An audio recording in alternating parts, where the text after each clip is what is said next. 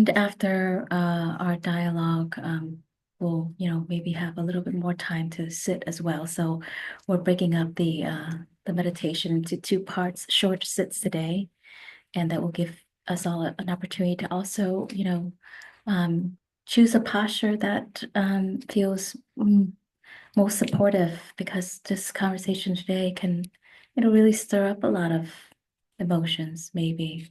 And I know for me it does. And sometimes, you know, sitting might not be as available as walking, right?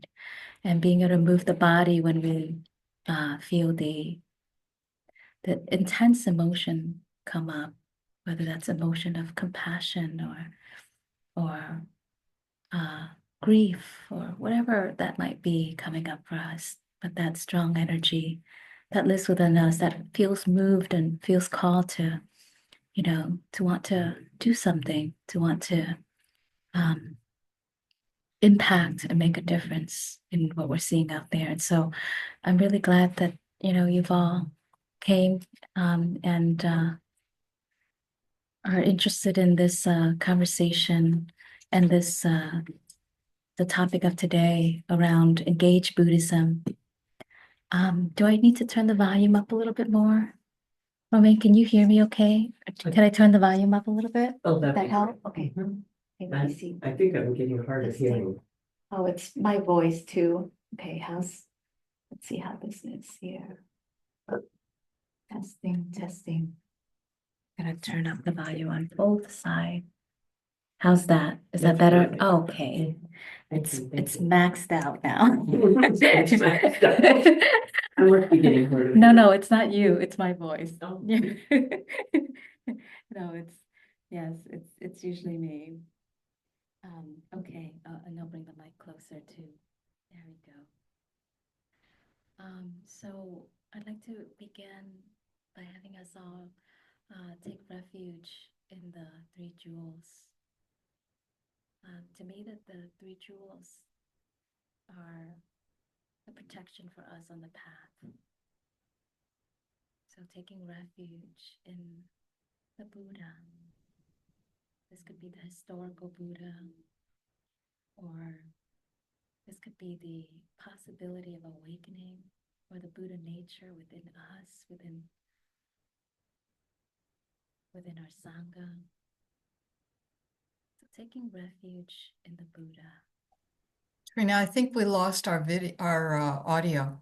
Oh, did you now? Okay, that's strange. You're not able to hear me?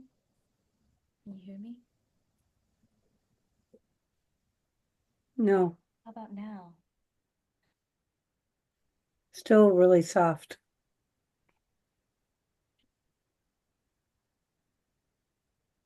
Nothing.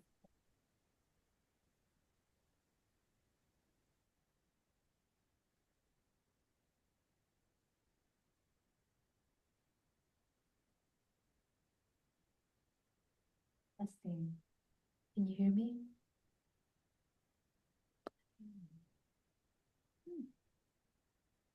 Microphone.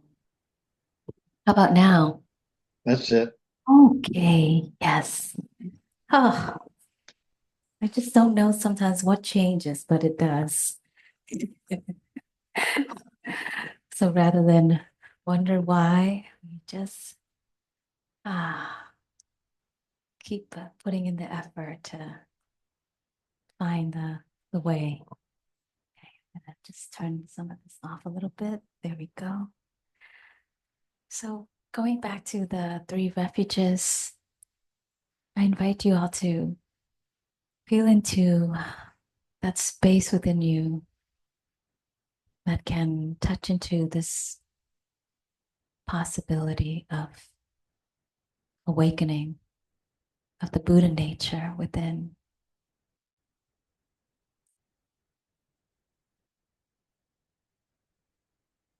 That it is possible in this very life to awaken to how things really are, to be free from suffering, to attain true liberation of heart and mind.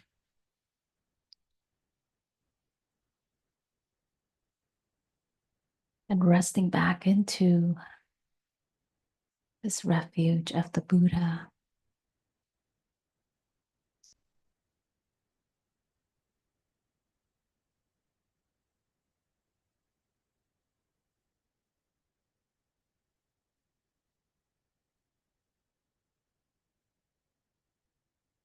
I take refuge in the Buddhas, the ones who show me the way in this life.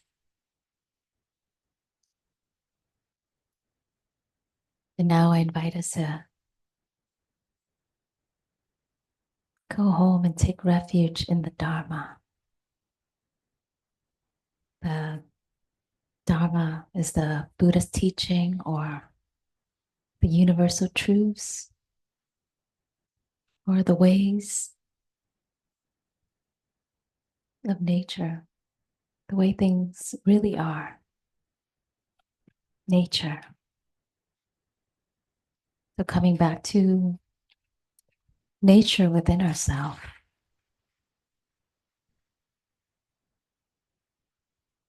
Directly experiencing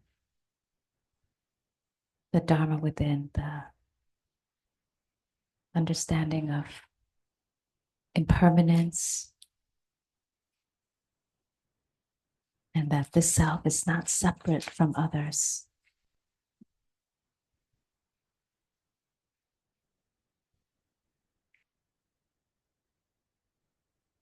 And any amount of stress or tension or suffering or challenges we might be experiencing in any moment is an opportunity for us to awaken to the Buddha within.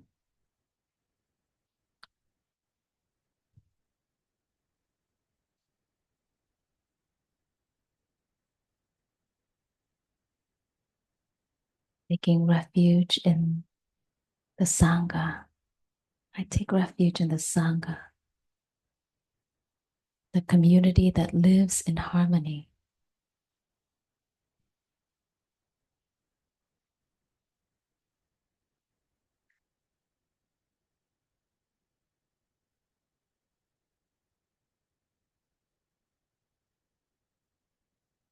And call upon our spiritual friends, our good friends, those who we practice with, those who remind us to come back and look after our body, our hearts, and our minds. Come back to take care of our perceptions, our emotions. Come back to remembering how things really are and not as they appear to be. Our guides, our mentors, our teachers, our good friends. Taking refuge in Sangha. Just as we are here today, acknowledging the presence of one another in this sacred space where we are held and seen and understood, where we share the commitment to practice nonviolence, to stop violence,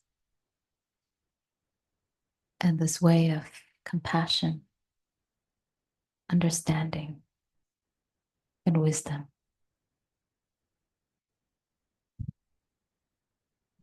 So I invite us to get in touch with the Sangha within ourselves too, that we are made up of our ancestors, our spiritual ancestors,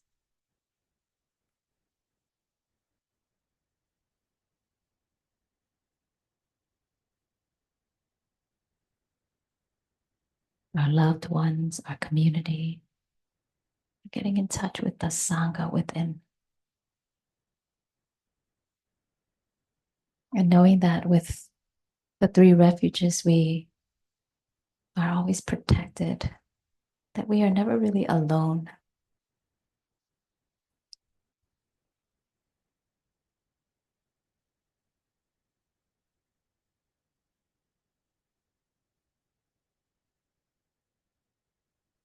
That through all of the hardship, the ups and downs,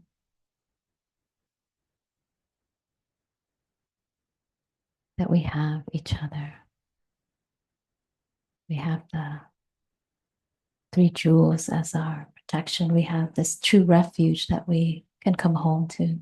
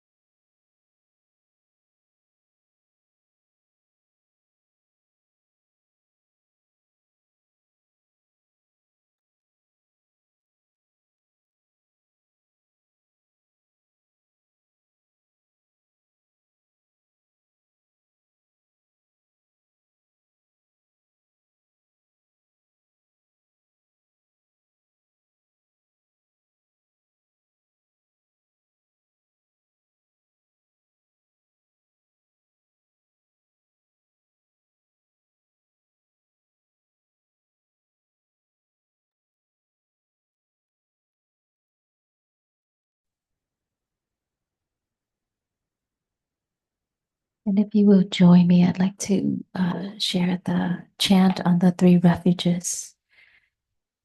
And I'll put it on the screen and just copy for you. For you. I certainly. Okay. Oh, I'm sorry. No You worries. can listen, you can listen in. Okay. Yeah, if that's okay with you. Yeah. Okay, there you go. I All took right. that. Sorry about that. All right, so I'll share this on the screen here. If I can get it up.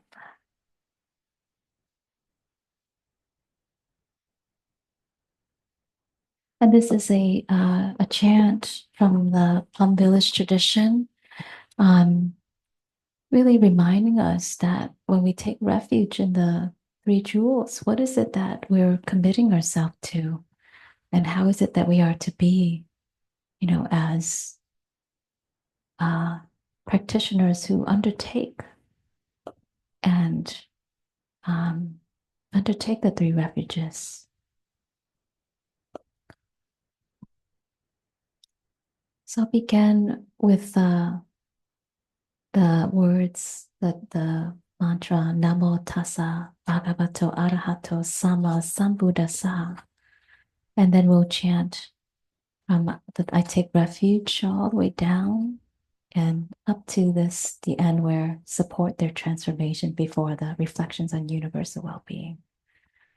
And you're welcome to join me or just to allow your body to come to rest as you take in these words. See how it feels like within.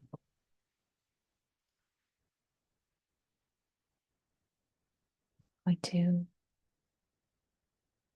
turn on the original sound.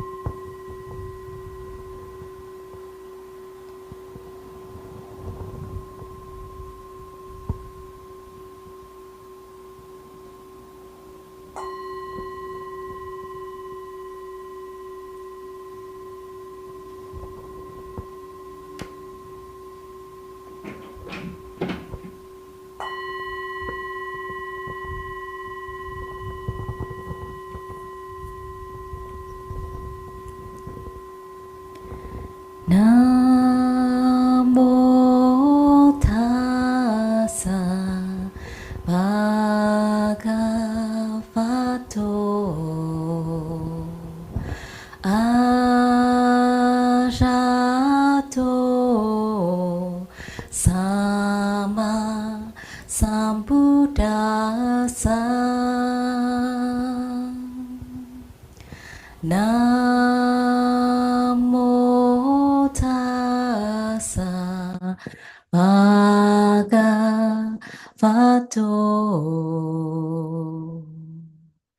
arahato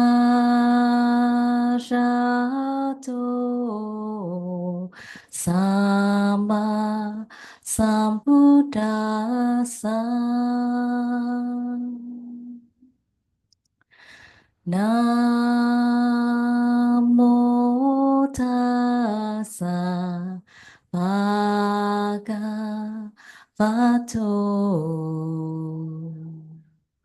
arahato sama sambuddhassa.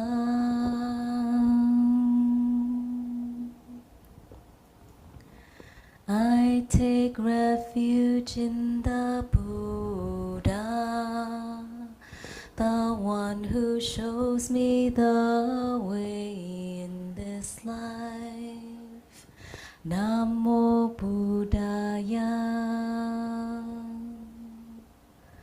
I take refuge in the Dharma, the way of understanding and of love. Namo Dharmaya. I take refuge in the Sangha, the community that lives in harmony and awareness. Namo Sanghaya.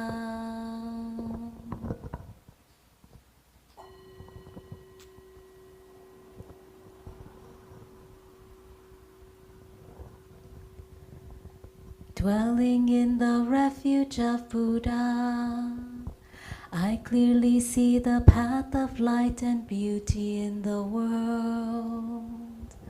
Dwelling in the refuge of Dharma, I learn to open many doors on the path of transformation. Dwelling in the refuge of Sangha, shining light that supports me, keeping my practice free of obstruction.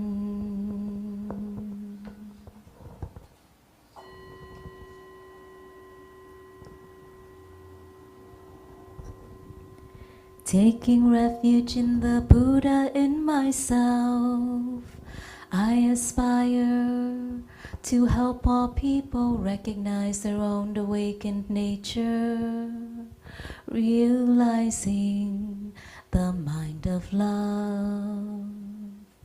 Taking refuge in the Dharma in myself, I aspire to help all people fully master the ways of practice and walk together on the path of liberation.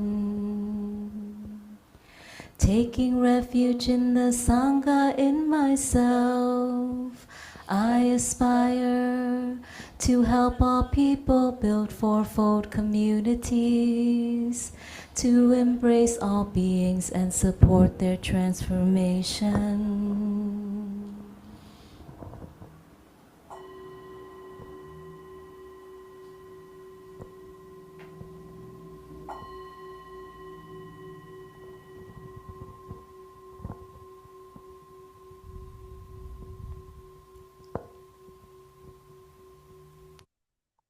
As we hear the words of this beautiful chant, we're reminded that this path, the Bodhisattva path, the path of working towards our own liberation and of that for those around us, that we are committed to supporting the transformation of all beings,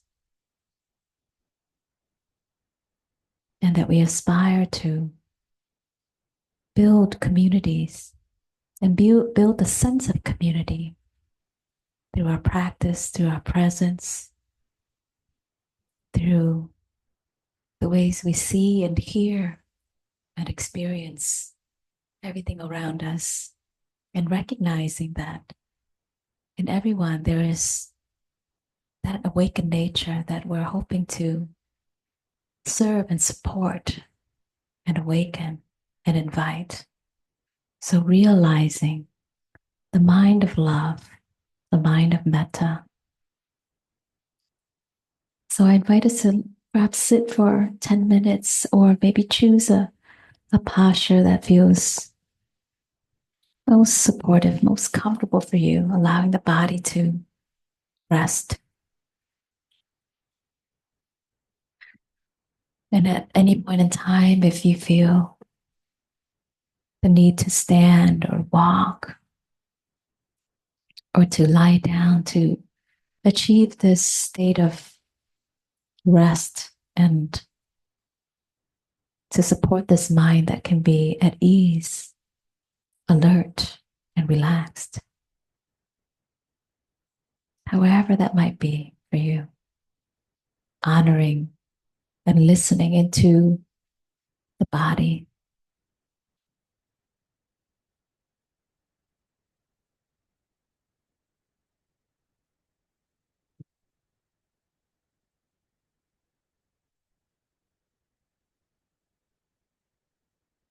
And some of the anchors that we might choose that can help us achieve this sense of groundedness or stability is to anchor into the breath. So coming back to the in breath and the out breath.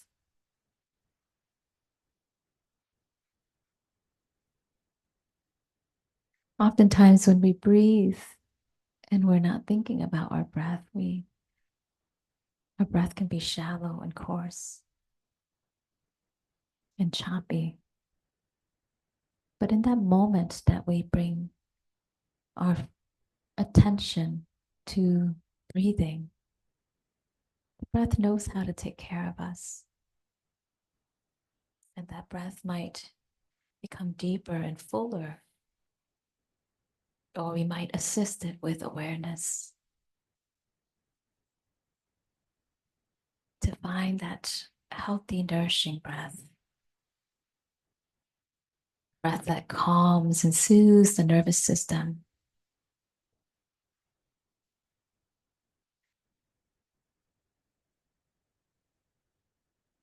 Perhaps you can feel the breath in the belly, in the chest, or at the tip of the nose. Or maybe anchoring into sound, letting sound call you back to the present moment,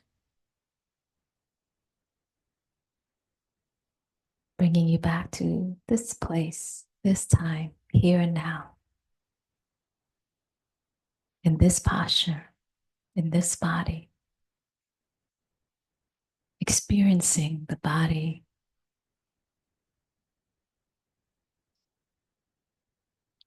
and intentionally working to soften any tension, any tightness, any way that we at times hold up our posture.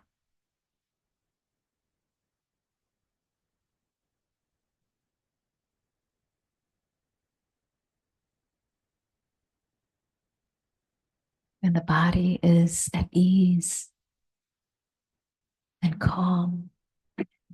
The mind follows.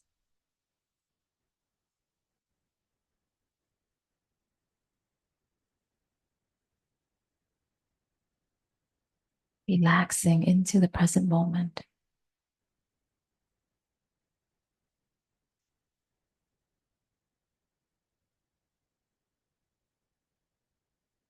Giving ourselves permission to stop.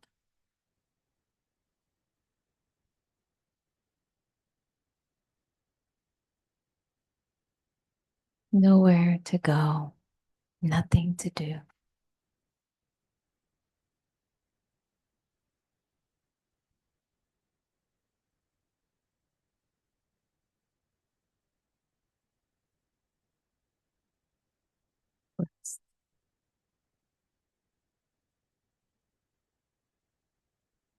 release, and rest.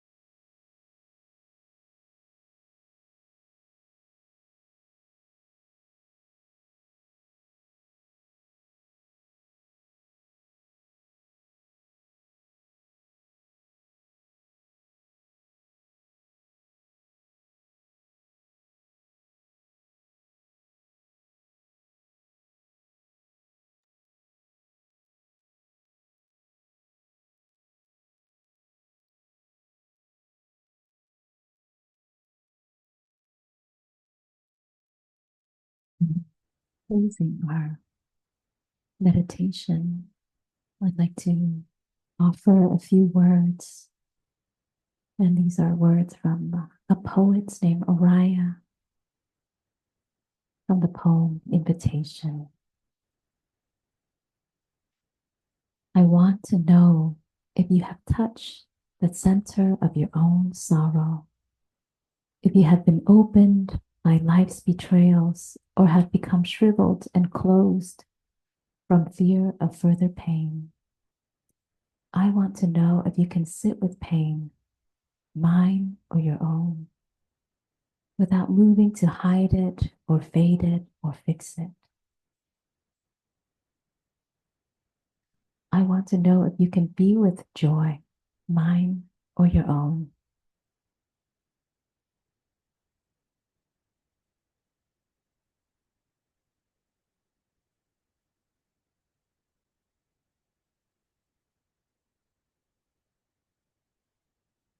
If you can be faithless and therefore trustworthy. I want to know if you can see beauty even when it's not pretty every day. If you can source your own life from its presence.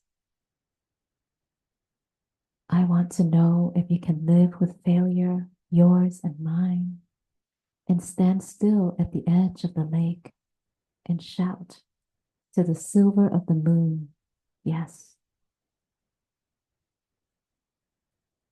I want to know if you can get up after the night of grief and despair, weary and bruised to the bone, and do what needs to be done to feed the children.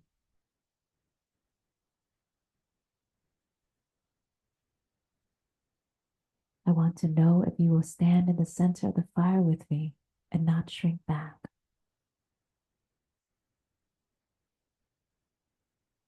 I want to know what sustains you from the inside when all else falls away.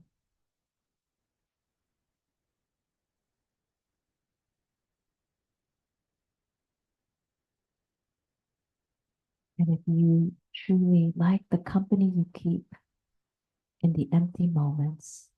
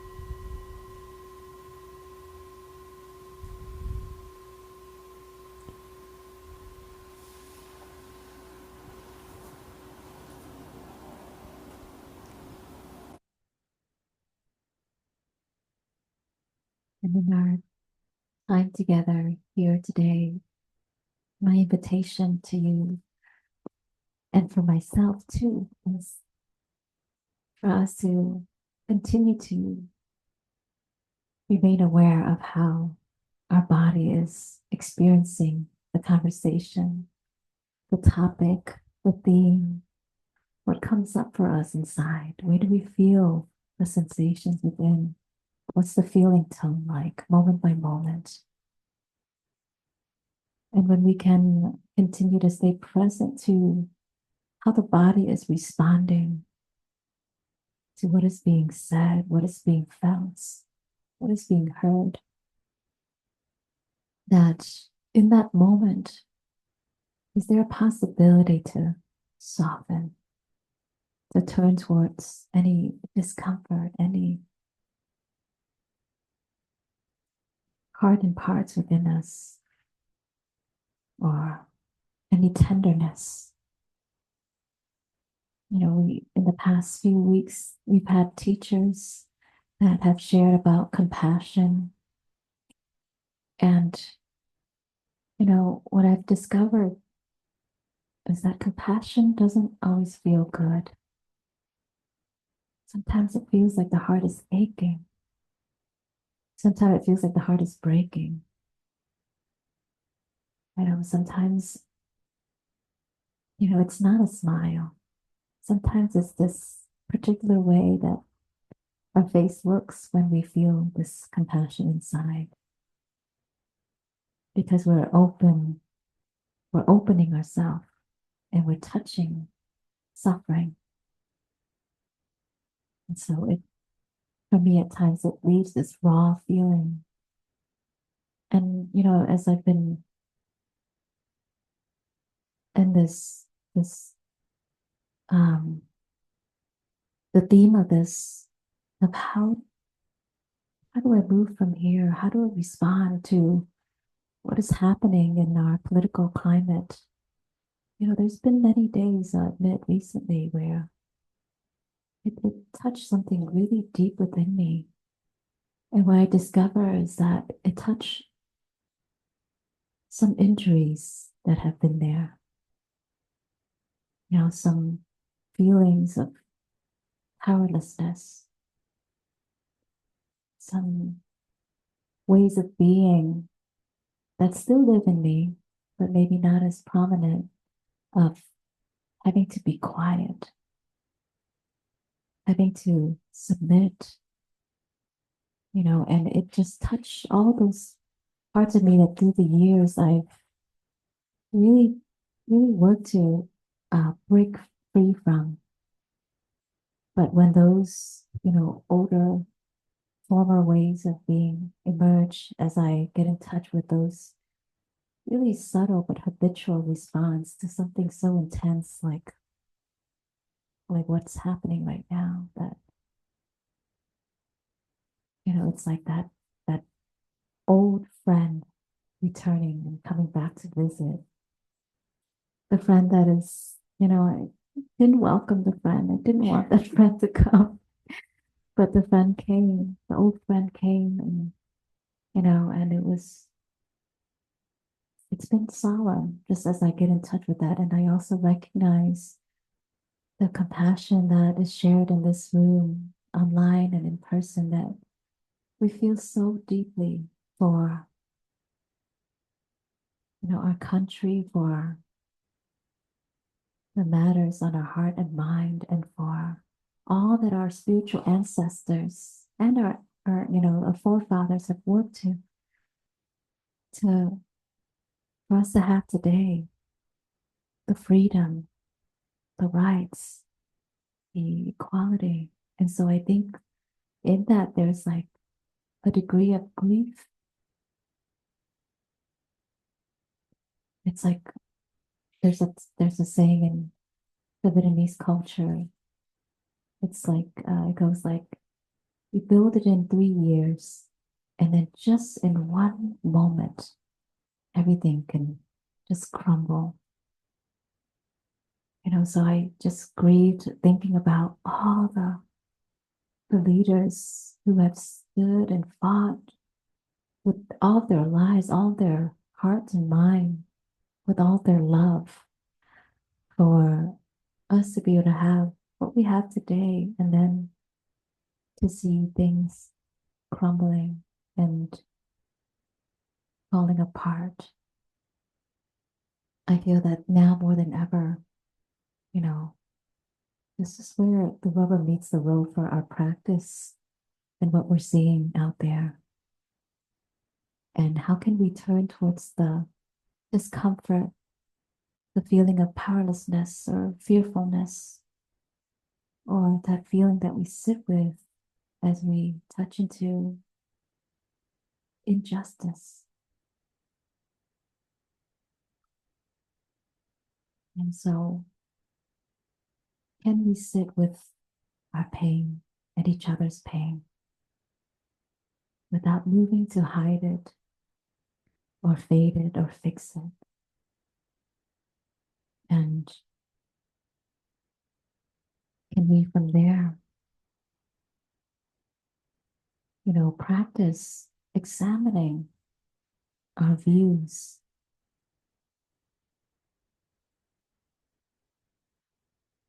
And I want to share just a few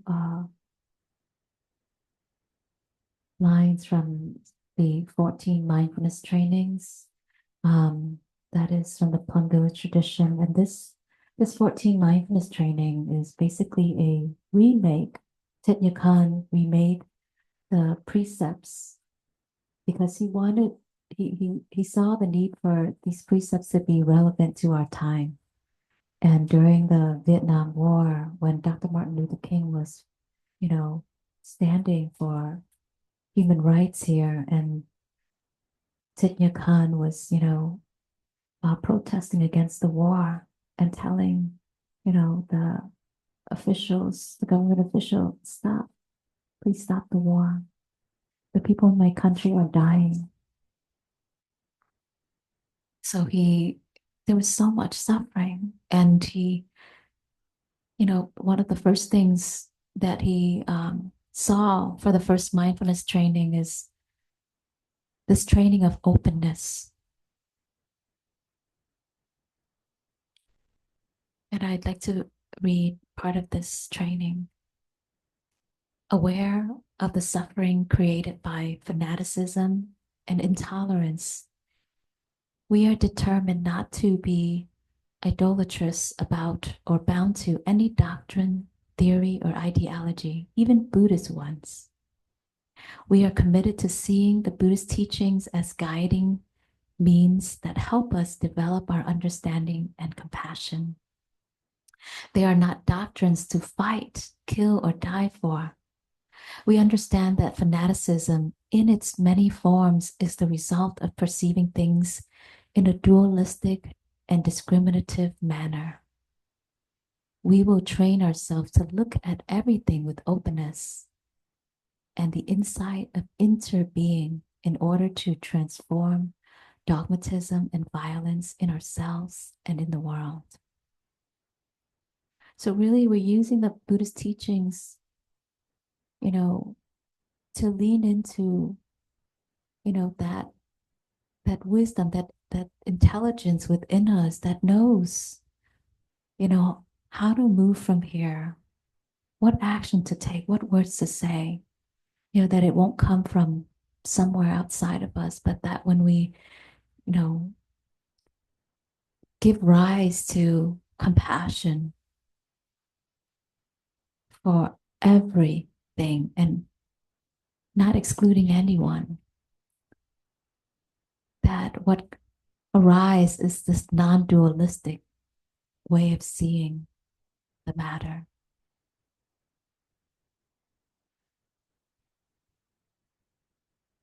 And I have some ideas on this that I'd like to also share, but in a moment, I'd like to open up the space for your reflection as we together as a Sangha, consider how to take collective action and how to also in our individual ways in the corner of our world, inspire one another to do what we can, because I think it's in the action that we feel a sense of where compassion is realized.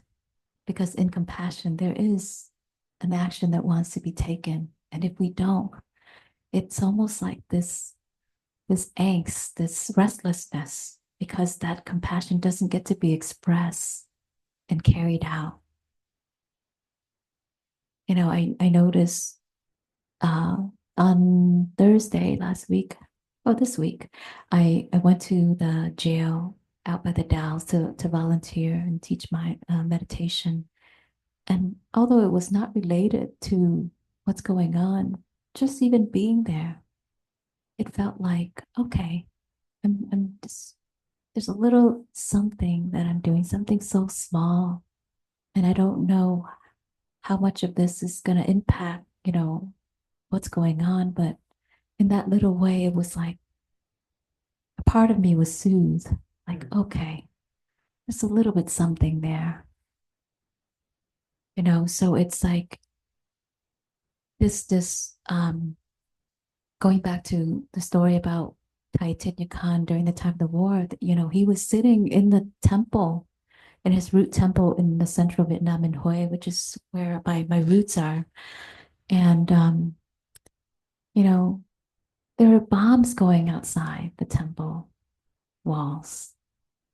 And he realized we can't just be sitting here meditating when people are dying out there. And that was when engaged Buddhism was born. Was he really saw that, I mean, why are we practicing? Right?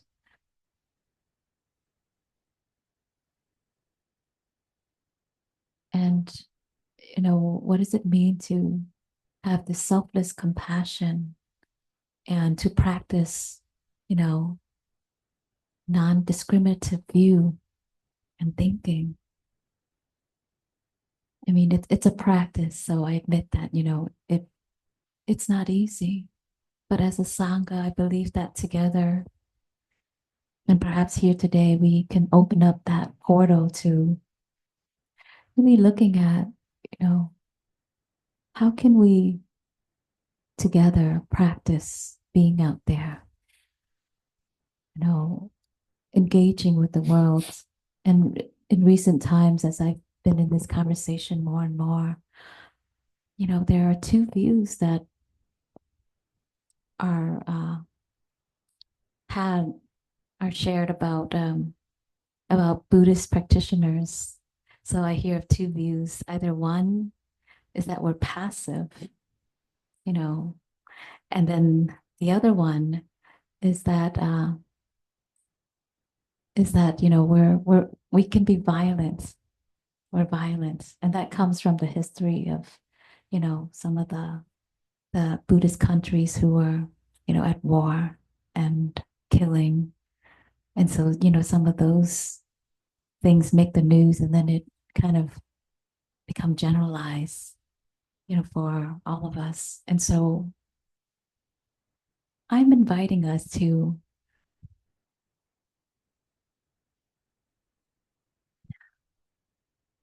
dare to, correct that view that is had about, Buddhism, about Buddhist practitioners, that we care so deeply.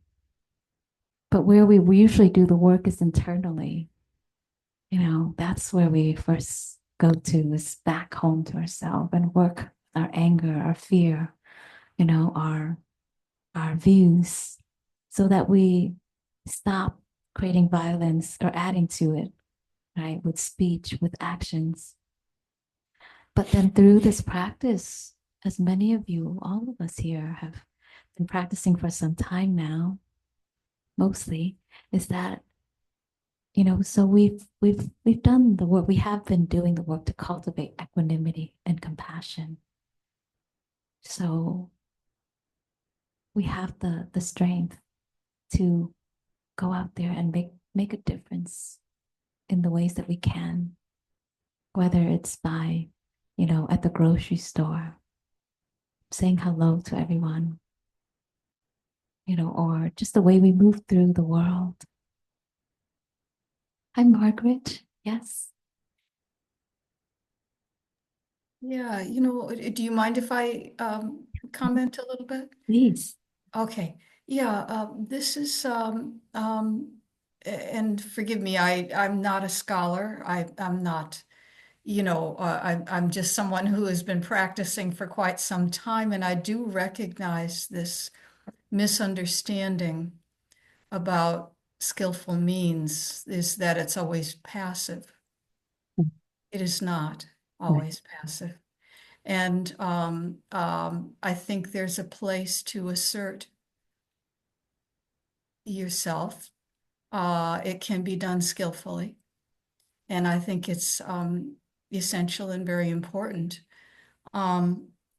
One of the things that came to my mind as you were talking, and I appreciate you having the courage to bring this up, because it is hard work. One of the things that came to my mind is to simply recognize when words are used to divide. Mhm. And because a lot of times we don't stop to really think about what is taking place, our feelings come forth. But if you recognize, God, that's really divisive. That's just not the direction that I want to go in. You can at least halt the progression of that Mhm. to the best of your ability. As I say, it's not easy, and skillful means there's no duplicate uh, skillful response. It's always a bit different. But I think, and I know for myself, and I think for most Buddhist practitioners, that the cushion time is so valuable because it really does help you to slow down and uh, give what's taking place some space so that you can more appropriately respond. So, and that's all I'll say right now. But as I say, I want to thank you for having the courage to bring this information forth. Mm. Thank you, Margaret. Mhm. Mhm.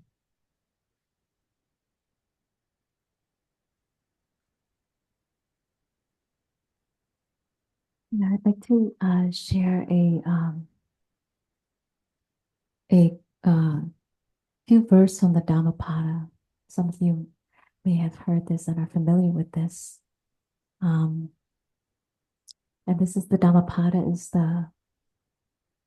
it's a book with all the Buddhist teachings, and it goes like this: Mind is a forerunner of all actions. All deeds are led by mind, created by mind. If one speaks or acts with a corrupt mind, suffering follows, as the wheel follows the hoof of an ox pulling a cart. Mind is the forerunner of all actions. All deeds are led by mind, created by mind. If one speaks or acts with a serene mind, happiness follows as surely as one's shadow. And then the next verse: They abused me, they mistreated me, defeated me, robbed me. Harboring such thoughts keeps hatred alive. They abused me, they mistreated me, defeated me, robbed me. Releasing such thoughts banishes hatred for all time. Animosity does not eradicate animosity. Only by loving kindness is animosity dissolved. This law is ancient and eternal. This is the natural law.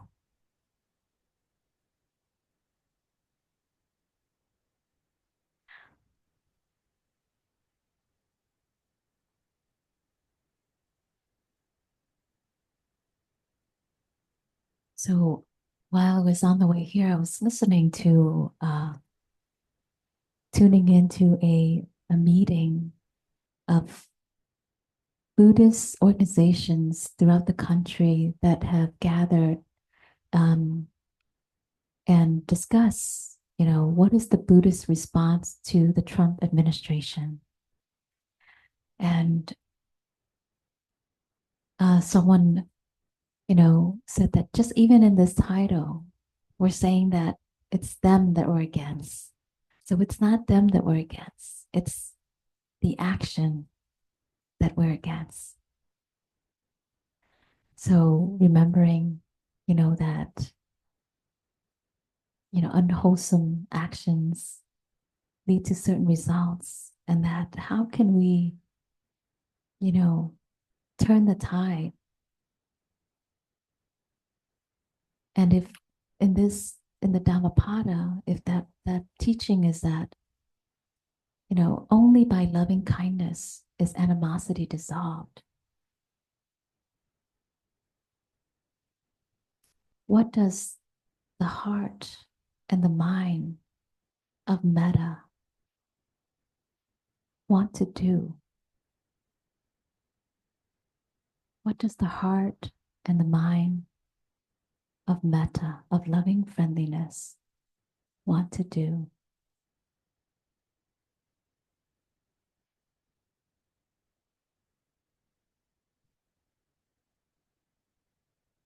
Yes, Margaret.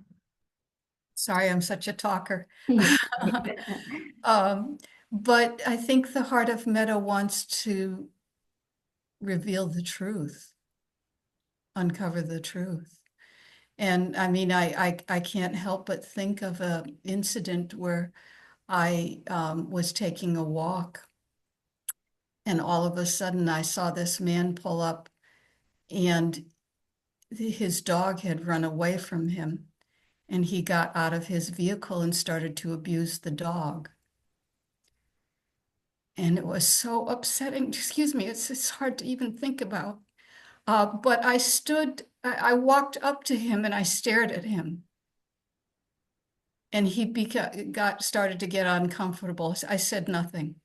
I just stared at him so that I could watch. This was not going to be hidden.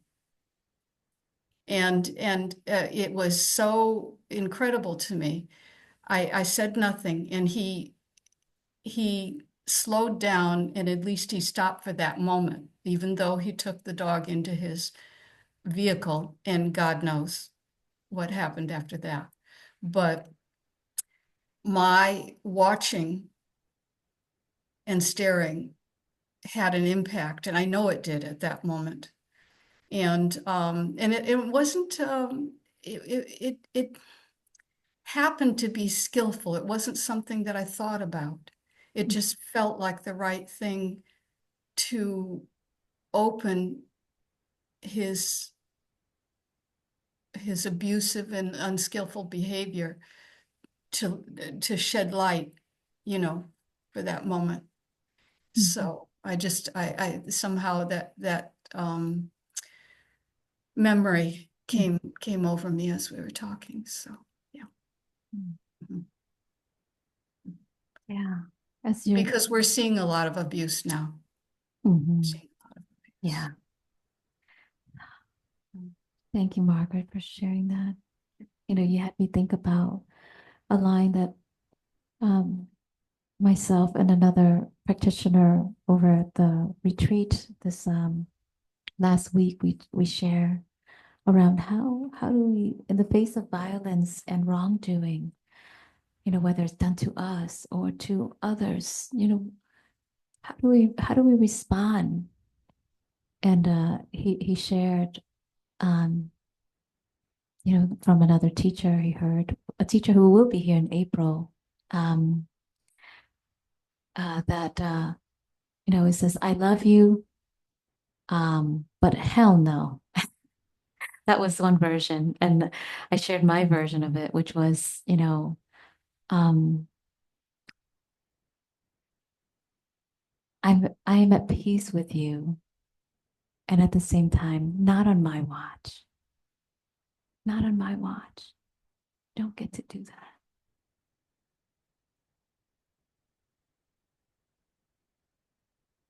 So inside of the three refuges, that our work is that we aspire to, you know, support the transformation of others, support their awakening. It is us holding that possibility for them and telling them to stop, stop, stop doing harm, because you're doing harm to yourself. When you're doing harm to that dog, to that person, to me, you're doing harm to you.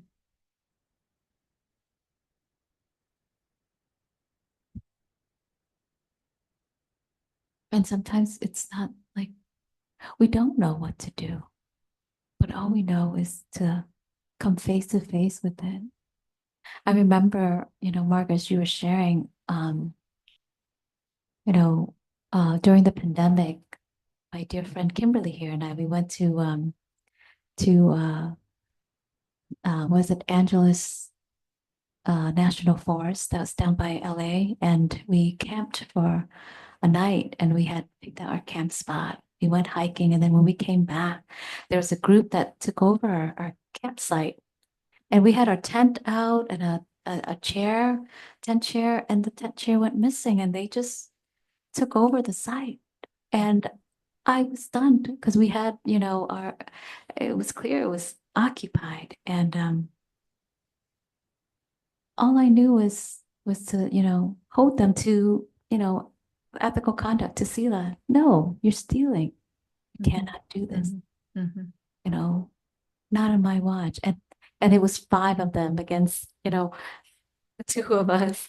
And I came out of the car, because I came out of the car instead of sitting in the car and yelling outside the window. I came out and stood right there in front of them. And they're like, "Are you just gonna stand here?" I'm like, "Yeah, I'm just gonna stand here. I'm not sure what I'm gonna do. Like, I'm gonna stand here." Yep. And and I kept standing there and they kept saying, "No, it's ours." And I kept standing there and I said, "I need you to leave. This is our site." Mhm. Kimberly's laughing. She remember this. And I just stood there and there was firmness, but there was, no meanness or hatred. There was just a firm, hey, you know, this is stealing, right? So we hold people to sila, to, the precepts, and it's helping to support their awakening too. Mhm. Mhm. And it was me just standing there. And I heard the story about, Gil Fransdale when he was, out somewhere and there was he saw a woman who was being harassed and he didn't know what to do, but he crossed the street and just stood there, right? And stood right between the woman and the other person who was harassing this woman. And the man who was harassing the woman came closer to him and he kept backing up, but he was still in the middle of the woman and this man. And then the man took a step closer and he backed up a little more. He didn't know what to do because he was much smaller than this man. But eventually that man just stopped. And, he was like, and someone came by, and just, came by, a passerby saw this and said to Gil, says, "Hey, I hope you would do that for me too if someone tried to, hurt me." Mhm. And just in that moment, it disarmed the other man. Yeah. And, the uh, unwholesome action stopped in that moment. Do you mind if I share one more? Yeah, please, please. Well, okay. I was sitting at a table with there were, I think, three guys. I'm not sure who they were, people that I really quite didn't know. And they were telling a story about I think it was an animal that had been killed on the road, Yeah. roadkill or something. They were making jokes about it. And I simply said, please, please, and shook my head like, please don't go there. And they completely stopped. Because to me, that was making light of violence, against to make such jokes. Mm. And all I needed to, I said, please, no, please stop, Mhm. and they and that again, I asserted myself. It wasn't particularly passive, it wasn't violent, but it was clear. Mhm. And it opens it up to the truth of the violence against the animal. So, Mm. Thank you, Margaret. sure, thank you. And I want to acknowledge there's a message I received in the chat, a question that is raised. What is the Buddhist response to the dismantling of our democracy? What is the Buddhist response to that?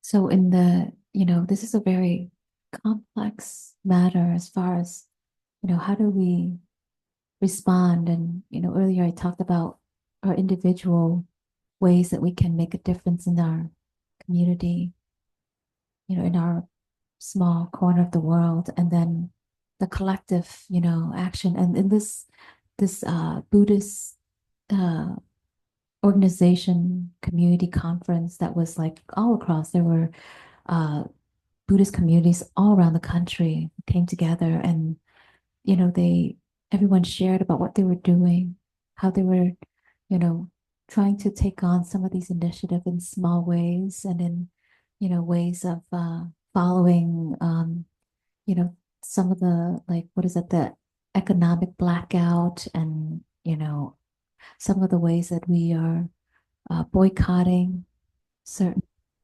um, uh, companies and such. So there was all the different ways that people were approaching this, but there was a commitment of, nonviolence.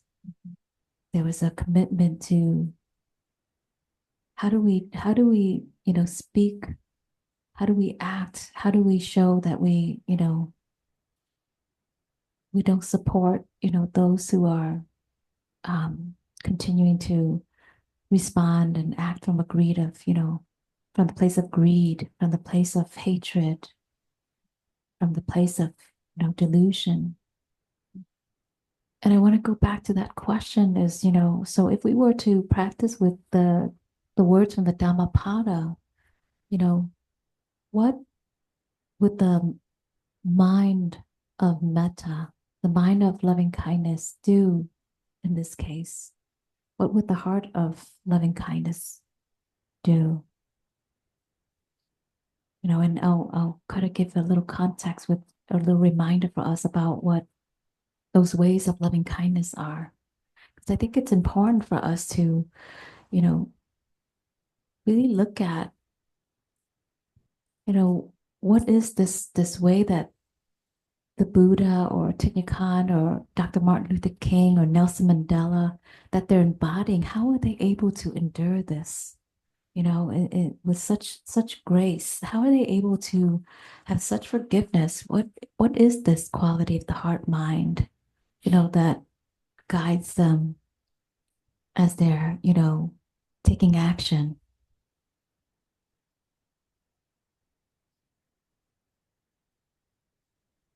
I will tell you one thing, they didn't go silent. Yeah, exactly. They didn't. They didn't go silent. They didn't, right.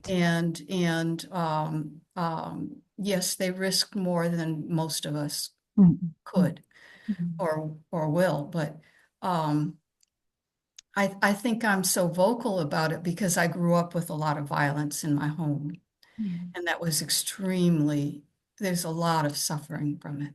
Yeah. And so having experienced that, I can't be silent. Yeah. I just can't be. Yeah. It's just, I recognize that when evil exists, it often wants you to go silent. Mhm. Yeah.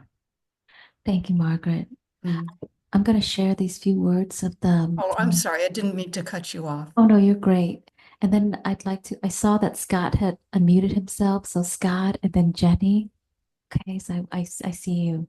Mhm. Um, and then for those of you in the room, if you want to share, because I'm kind of looking in all directions. So if you can just, signal to me and hand you the mic, okay?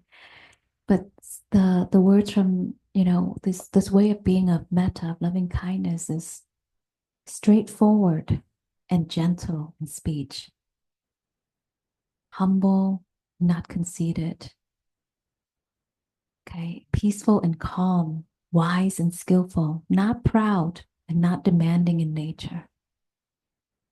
And let them not do the slightest thing that the wise would later reprove. And then this way of loving others, like beyond all condition, boundlessly, is like the way a parent who loves their only child, you know, willing to risk their life to protect that child. So how can we take on that way of being for everyone, right? Without that discriminative manner that, okay, yes, I will protect you, I won't protect you, you know? So it's radical.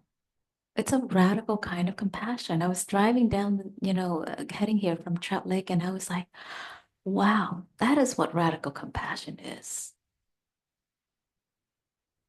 And I was like, can I do that? Can we do that? Can we have this kind of radical compassion that can and is willing to protect those who misbehave?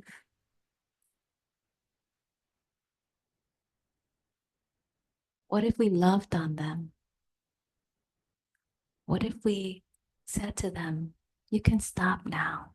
You're okay.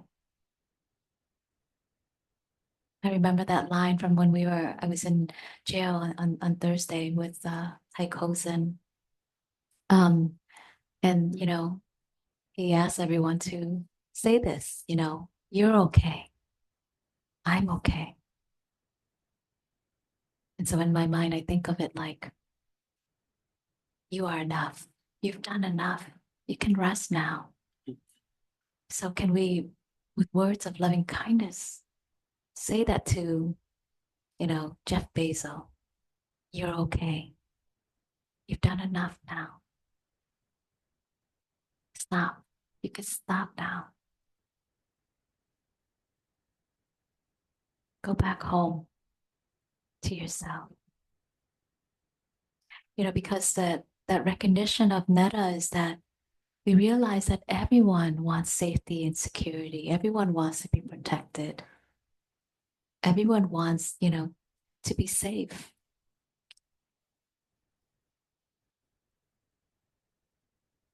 And that drive is so strong, but the ones who have more resources, can double down, triple down on that to protect themselves and then forget about others. They fall into the delusion that there's a self that's separate from others. I remember in our teen years, my teen years at least, where it's like, you know, I'm not, harming anyone. Why can't I just do what I want?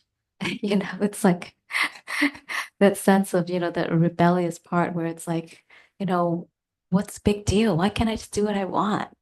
And then we realized, as I got a little wiser, we realized like, oh, yeah, there is impact there. More than I know, a lot more than I know. So the quality of loving kindness. So what would the mind and heart of metta, the heart, what does the heart of metta, what does the mind of metta want to do?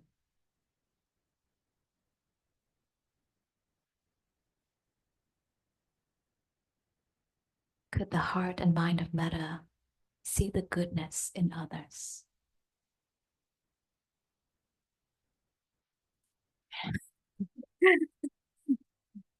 It's a hard one. Could there be any ounce, just 1% or 0.1% of goodness in another? That they too long for happiness. They too are struggling. I think when I think about their struggle, it makes me more in touch with the humanity in them. They want to be loved. They want to be seen. Okay, Scott, are you there with us? Scott and then Jenny.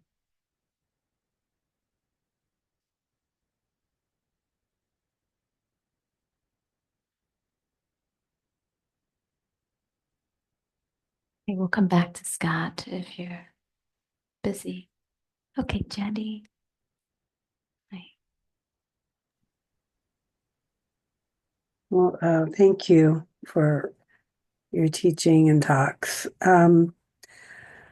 Yeah, it's interesting. I've shared a lot about having a lot of anger and about the political climate, and also recognizing that that a lot of my feelings are the old trauma from my violent childhood, and um, but also I'm realizing that I need to honor that anger, and the anger is telling me I need to take action. And um, I I have been trying to figure out what that looks like for me. Yes, continued reflection and growing of compassion and connection, but more than that, I need to do more, much more than that. I need to, I would, I guess I thought I must have misunderstood. I thought our was going to talk about what collective action we could do. I guess that's not what we're talking about, but I need to do that. And I mean, one of the things I found online was a great guide to protecting our democracy, which is deeply, deeply important to me. And Do you mind sharing that, Jenny, in the chat? oh yeah, sure. I'll Yeah, do that when I'm done talking. yeah, thank you. It's I think it's a site, I think it's just called Protect Our Democracy. And it's a really wonderful series of steps to, first of all, make your connections protected, and how to connect locally. And through that process, I was connecting with, you know, what feels like a good mode for me, which I feel is education, is central to healthy democracy. And I am an educator. And how can I use that talent and skill to do what I can to shore up our democracy that is deeply threatened right now?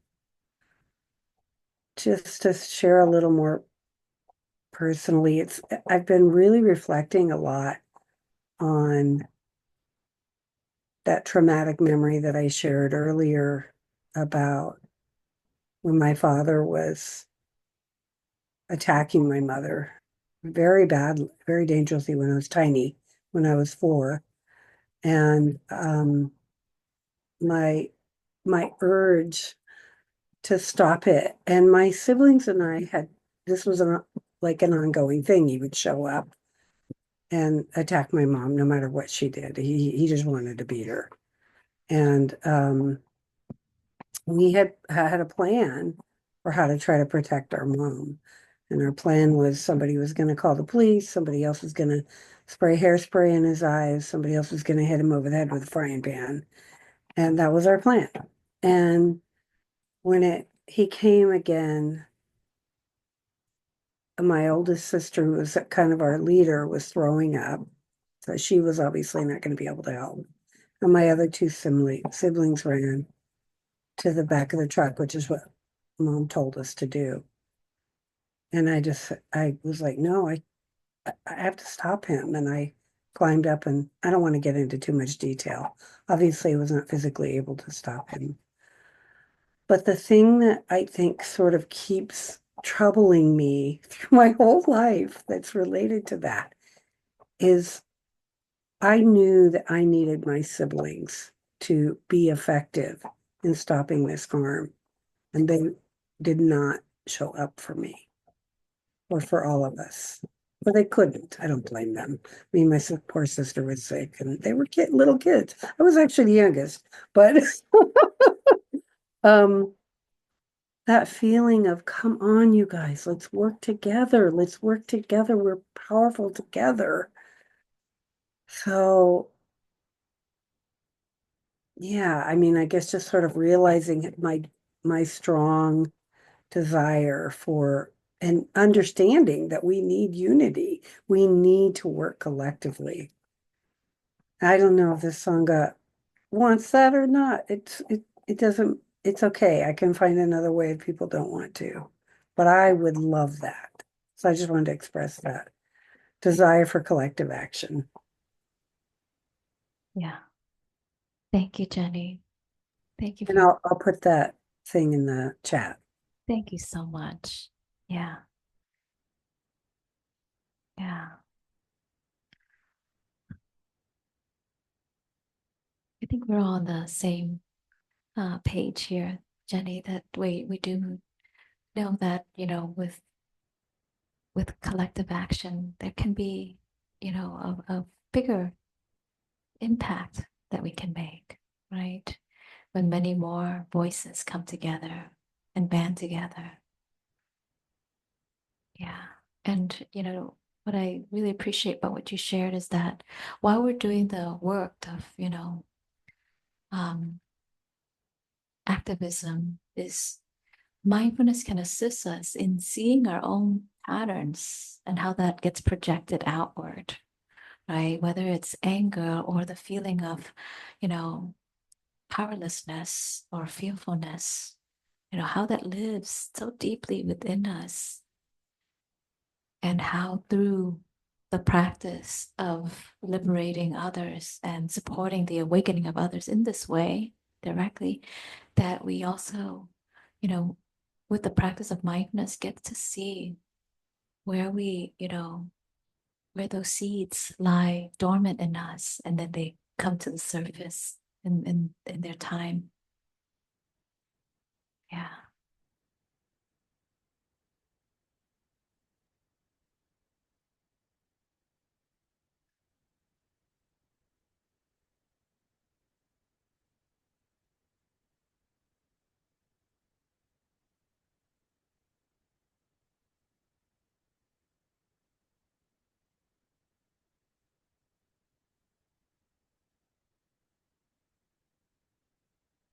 And have something you'd like to share.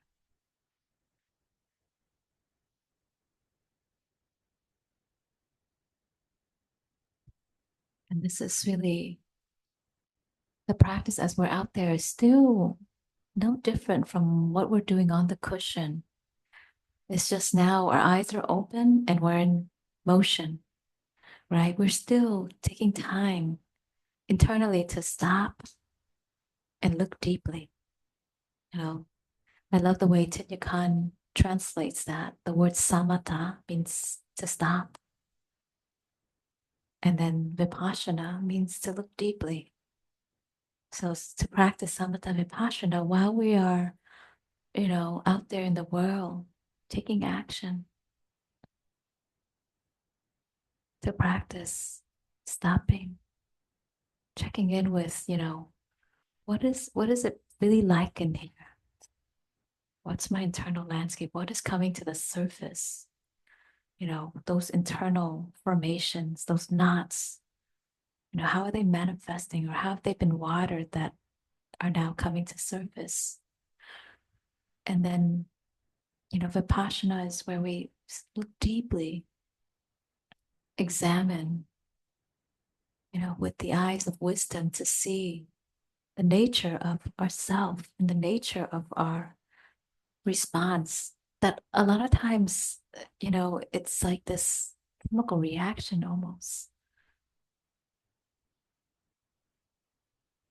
And so we're practicing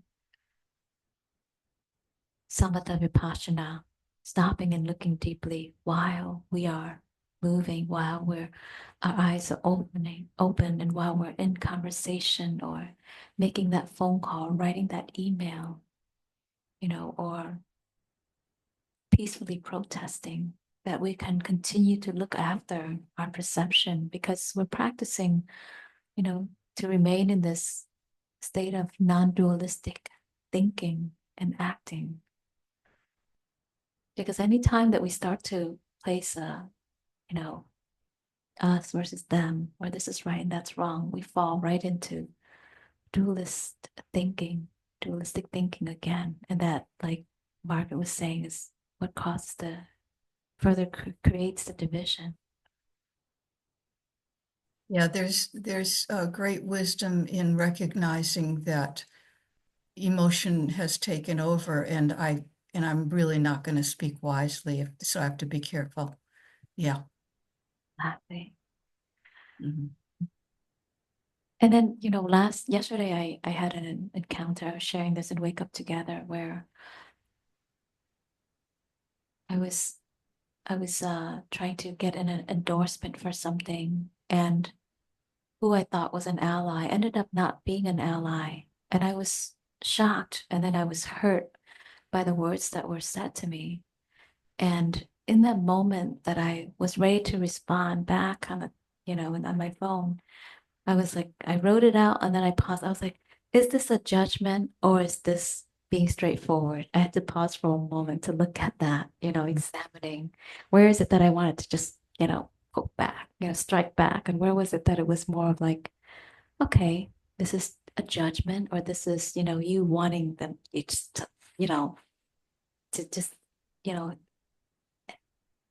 punish them, or just teach them something, or say something, calling them out, which is not peaceful to call someone out. And so I paused for a moment, and like you said, Margaret, it's when we can tune into mindfulness of our feeling tone. Oh, okay, yeah, I'm not really in that state that I should be sending this off.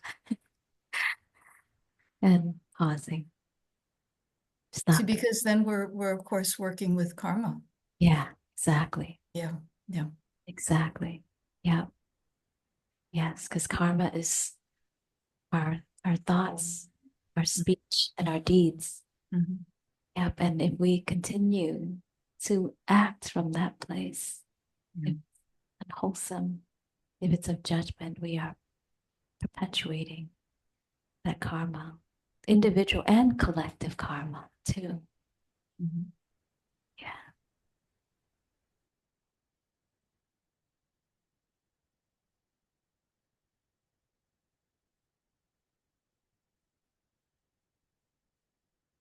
So how do we as a Sangha, respond to what we see out there? I'm going to share another, the second mindfulness training, sort of to kind of drop some of the teachings, and we can, it can help kind of give us something to work with. This is the second mindfulness training of the 14 mindfulness training. Aware of the suffering created by attachment to views and wrong perceptions, we are determined to avoid being narrow-minded and bound to present views. We are committed to learning and practicing non-attachment to views and being open to others' experiences and insights in order to benefit from the collective wisdom. We are aware that the knowledge we presently possess is not changeless, absolute truth. Insight is revealed through the practice of compassionate listening, deep looking, and letting go of notions rather than through the accumulation of intellectual knowledge. Truth is found in life, and we will observe life within and around us in every moment, ready to learn throughout our lives.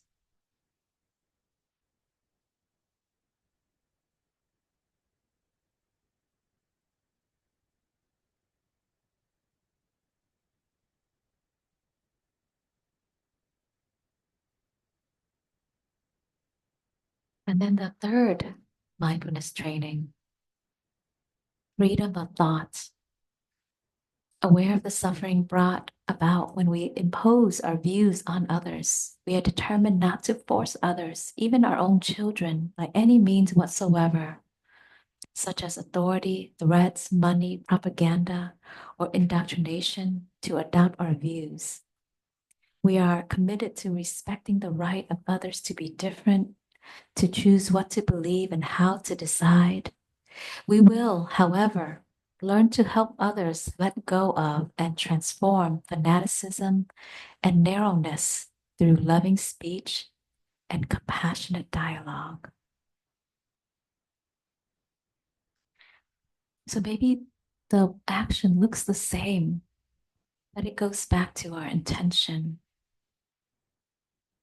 Right? Is this intention coming from a place of wanting to punish them? Or is this action coming from a place of compassion? Please stop. You're hurting yourself. You're hurting me, and therefore you're hurting yourself. You're hurting us. Therefore, you're hurting yourself.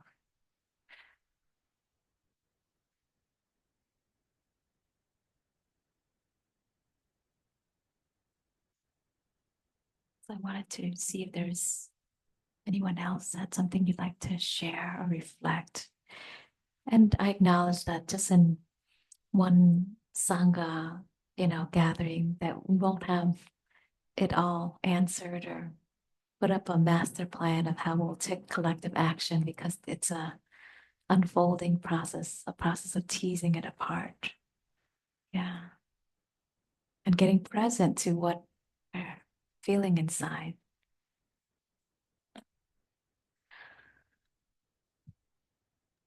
Hi, James. Yeah, thank you, Trina, for your teaching, and I really appreciate everyone's discussion. I thought about what could we do as a sangha? What can people do collectively in general? And it's such a difficult. I certainly don't have the answers. Because it's been going over and over in my mind since the 1990s. We built up a hyper capitalist, hyper consumerist society. And what can we do? That's just one of those questions. What can we do? And I mean, I really like you said, we do what we can. Like you went and visited the people, in the prison, and doing and those are the kind of things they're really great and inspiring because it's helping people. But what can we do, collectively as a sangha? That's still a question, that we could discuss and learn from it, even today and in the weeks to come. I just, I would like to know, find something more that we could do collectively. But thank you. Thank you, James. Yes. One of the things that protectdemocracy.org emphasizes is where we can have some level of control is locally. And, I don't know what's coming up next, but one of the things they do in Boston and around the world is, I forget what they're called. Some of you guys might be familiar with it. It's the Red Rebels. And they do mindful, they all dress up in red. And we'll go to an event that they want to make a statement about, and do meditative walking, and they have mind faces. To me, that feels like a beautiful way to really draw attention and protest in a peaceful way. Mhm. So, I mean, it doesn't have to be like that, but I mean, I'm super creative, so I could probably come up with a lot of ways to draw attention peacefully. If one of us has an event, maybe we can just suggest it and see if people want to join. Yeah, For I example, remember. President's Day protests, like there's a lot of sorry, James, I didn't mean to Oh, stop. go ahead. No, please. There's a lot of, I think unfortunately there's a lot of protests can devolve because we are feeling so angry, I think, as an entire country, even the world. I mean, democracy is fading all over the world. But again, thinking of it locally reminds me to let go of the parts I cannot control and helps me be more peaceful. And So there was a President's Day protest recently. Maybe that's a way of personalizing it, and maybe that's not the ideal. But also there was like the big boycott. Maybe we could go outside of one of, the super billionaire oligarch places. Maybe we can focus on the oligarchs and then do those demonstrations there. Nice idea. Thank you. Mhm. What do you think, Sangha? I think Yeah, it's I a just- good idea. I think just talking about it, I'm sorry, James. Oh. Just talking about it helps us to be thinking about it and sharing, which is healthy. And who knows, what will come out of that. I'm sorry, go ahead, James. Yeah, I just remember you, Margaret, you and Trina talking about, just, and like Gil, just standing there in the way. It makes me also think of Thich Nhat Hanh's, organization. They, I remember them marching. I forgot, it was in some city, but they would march and they would not chant or anything. They were just totally Yes. silent. Yes. And that, to me, that's more than these people getting out and screaming and yelling and throwing Yeah. things. It just marching in silence is really powerful. It's more powerful to me too. Yeah. The thing that I really like about identifying ourselves as a group, like if we were doing mindful walking, it makes that statement that these people are being intentionally peaceful. Mhm. Mhm. That I think is the message. I Mhm. am behind that message, even though I talk a lot about being angry. You're just more vulnerable and honest than me. And thank you, Jenny. Hmm. Peggy had shared that there is a walk, a peaceful demonstration, mindful walking, a walking meditation and peace walk. This was happening at Tanner Springs Park. Actually, they had a walk today, this morning. Saturday of the month. Oh, okay. So every first Saturday of the month, I'm gonna put this in the chat. First Saturday of the month. It's a Thich Nhat Hanh group in Portland, Oregon, where every first Saturday of the month they come together for a walking meditation and then silence, reflecting on, victims of violence, and then another 30 to 45 minutes of walking meditation and sharing, quiet reflection and sharing.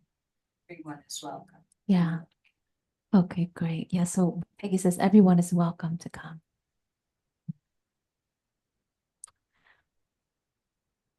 Did you want to share something? Yeah, please.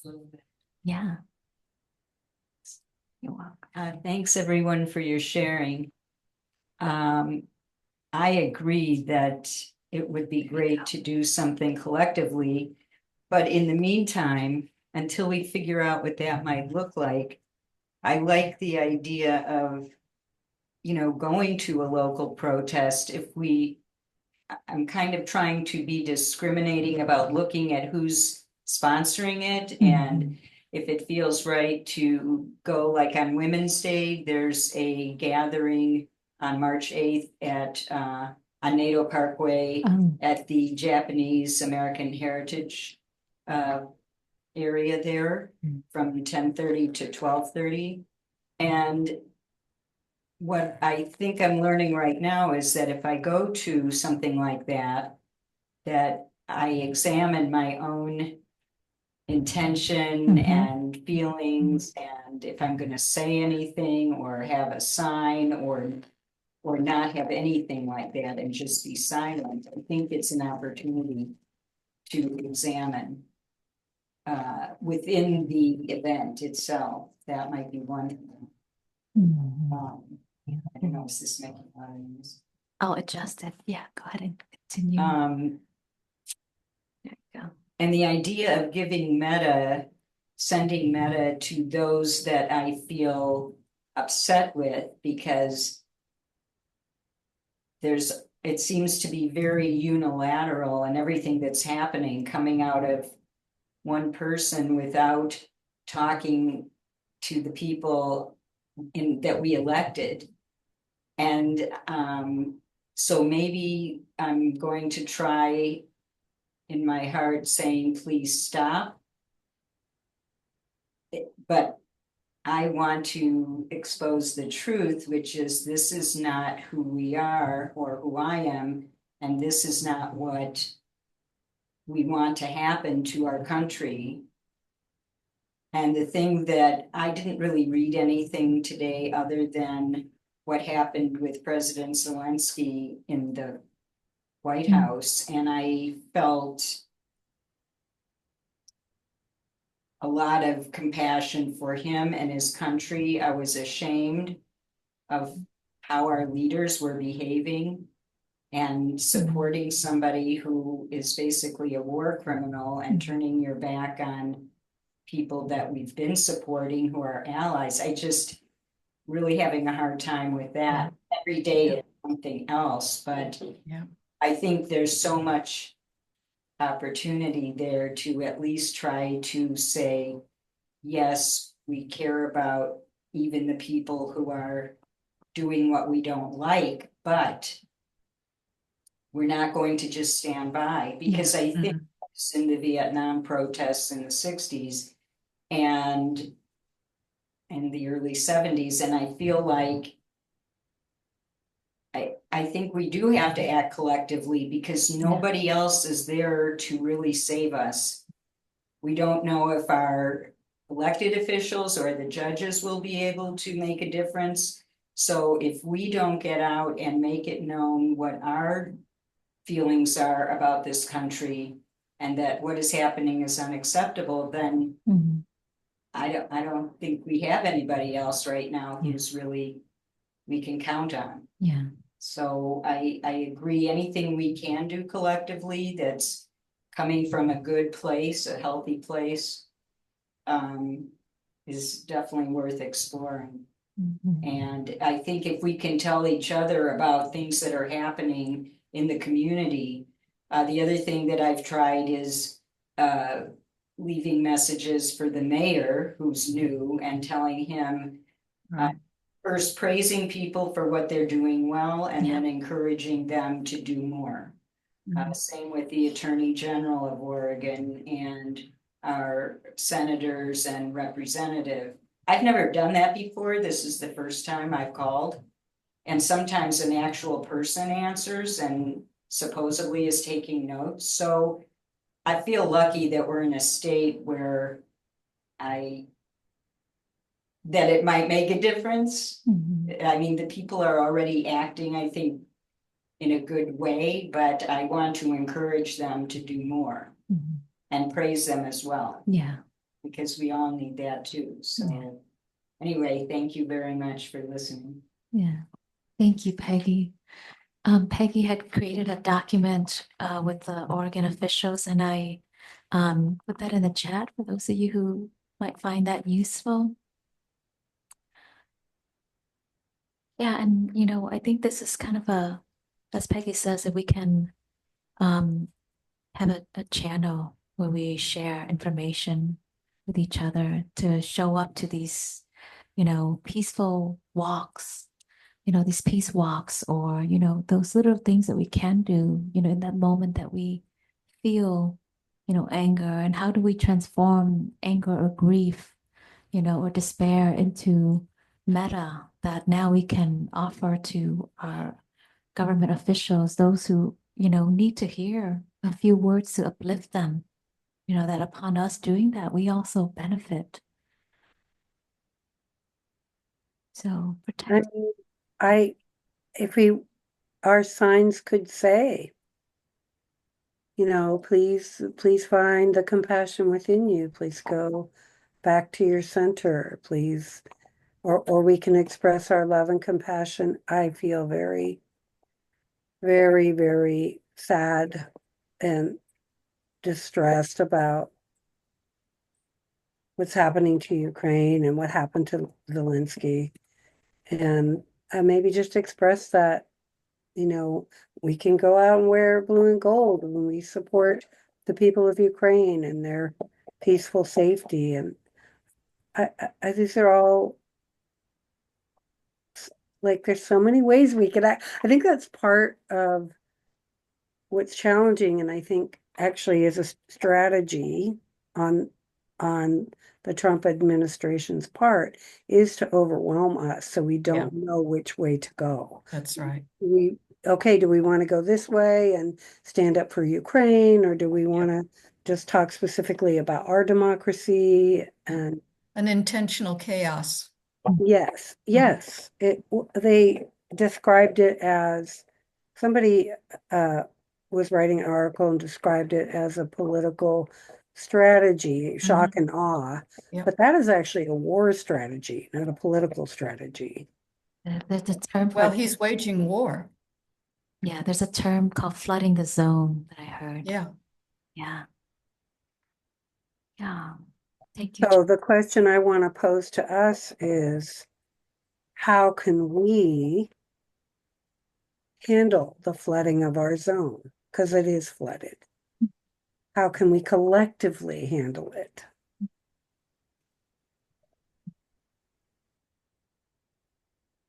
Thank you, Jenny. Hi, Kimberly. Hi, can you hear me okay? Yes. Okay, good. Thank you so much, everyone, for just this conversation. And I can really feel the concern and the love that you all have for what is happening in our country and for our country. And this just strong desire to take action. Um, and and inspired by that as well. I mean, Jenny just pointed to something, and how is it that we take care? Also a little bit. Oh, there we go. That's there, clear. sorry, I blocked the mic. I think for one, like showing up like this in Sangha and being with like-minded, like-hearted people is the first step, instead of allowing ourselves to kind of spiral in our dark rooms and all of that, to come together. And in terms of like practicality, I used to be actually very politically active when I was in college. And some of the things that I was involved with, it was mostly about the environmental movement at the time. And um, uh, one thing I was a part of was this huge collective organization to literally just show up at Congress. So we were sponsored by our college. I was at a community college at that time. We were sponsored as the Sierra Club to go to Congress to lobby Congress members. And of course, it's really important to reach out to your local representatives. But if you actually can show up at the door and look at them in the eyes, that's a really, really powerful message. And so, yes, we can do this individually or as a collective. And of course, as a collective, that packs a really powerful message if we're coming with people, a lot of people. Yeah, that creates a powerful message for our local elected leaders, and just to say, hey, this is really impacting our communities in these ways, and you as our elected official, you have to represent us. For me, it's pretty personal right now. I don't know if you've heard about all of the firings that happened in the national park system. Oh, yeah. I live in the Joshua Tree National Park area. And so it's one of the most popular national parks in the country. And I believe they fired 3 people, but Joshua Tree has historically had a shortage of staff. And so, those firings has a huge impact, especially now during the busy season. I saw on social media this park ranger. He shared about his experience being fired from his park and how he had dedicated his life to the service of being a public servant. And he shared the letter that he received when he was fired, and it was a very, very harsh letter, and it seemed, just very strange. It's definitely that shock and awe that Yeah. you spoke of.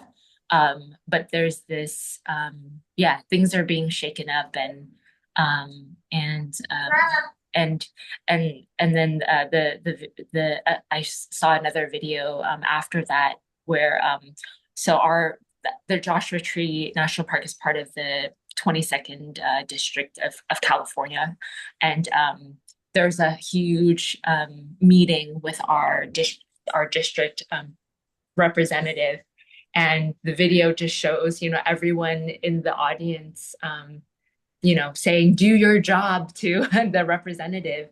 And it's like it's if it's meant in that compassionate way, then it sends a powerful message. This you represent us, you're our public servant. Yes. So that's all I'll say for now, but thank you. Thank you for this conversation. Much, Kimberly. So good to see you and also hear your little one's voices. Can you imagine that side of us, at the footstep of a building where our officials, our local officials are coming in and out of, their workplace, and we are there and we're silent and peaceful, and inside we're sending them metta. What? How could that uplift them? Or even some words of, I'm leaning on you. You can do this. We are behind you. We stand behind you. So I think of metta as, on one end, protecting those who need protection right now, those who are vulnerable, those who don't have a voice, those who are afraid for their safety right now. How can we protect them? And then how can we, with metta, uplift, those who are representing us? And those type of action, I think, can also, I've been thinking about this, those type of action can really make a difference if they see us show up and say, we're counting on you. May you be well. Trina, can I just quickly say that I myself am not willing to put my body Yeah. in, but I do political work. I call Wyden and Merkley, and I call their office. My support is completely behind what you're speaking of, but I personally, it's just too fearful for me. I get almost, physically ill since there was violence in my past, and I can't put myself through the trauma every time, but I am definitely willing to do political work. Yeah.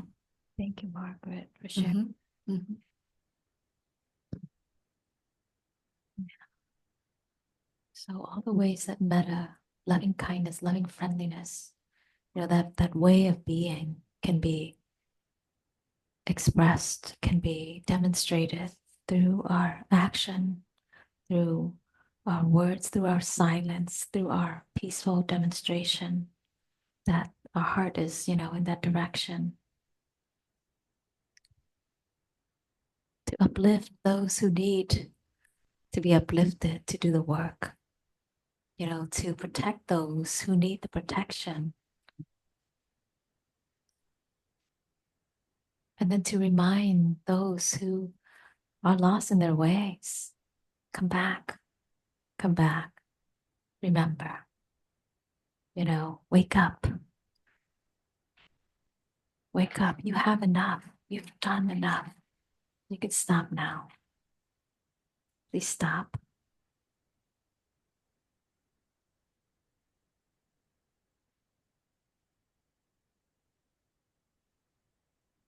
So I'd like to end with us meditating for just a couple minutes as we come back and center ourselves around our deepest intention. And I hear it in all of your voices and your presence, this care, this deep compassion that we feel for our country, for the people, for those who are, so resigned and troubled by what's going on, that they have to, stop coming out into the world, even those who are afraid for their safety. So let's just take a moment and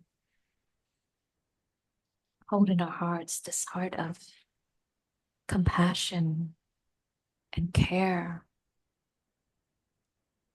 feeling the tenderness or the heaviness or whatever's there in the heart space.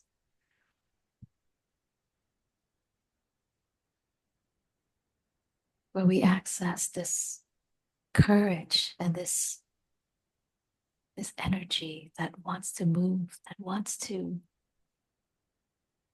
express kindness and compassion in action.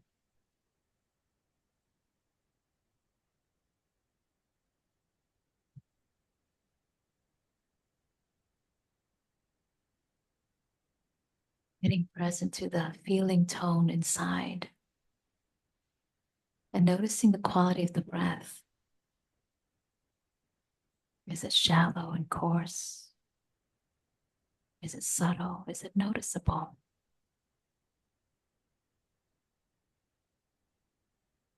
Can we access our inner resources in this time? Nourishing ourselves with the conscious in-breath and out-breath. And remembering that this work of the Bodhisattva, of one who dedicates one's life to liberating all beings from suffering, to getting ourselves and others to the other shore, that we vow to work inexhaustively and to transform suffering into love, into acts of compassion, to dispel greed, hatred, and delusion within and without.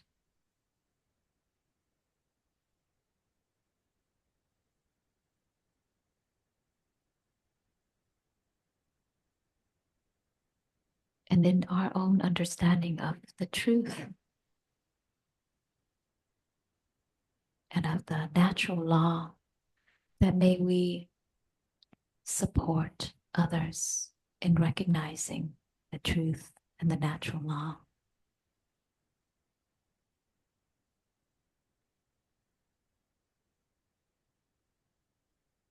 Whether this be with firm compassion or radical compassion.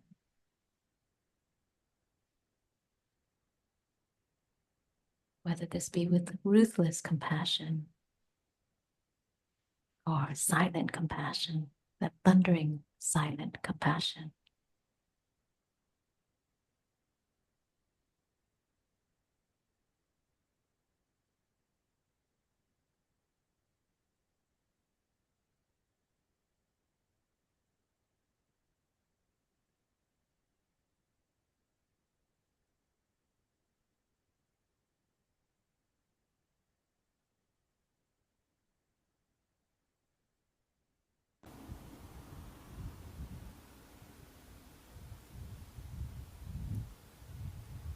Breathing in the suffering of the world, of our country, of our government, and breathing out loving kindness.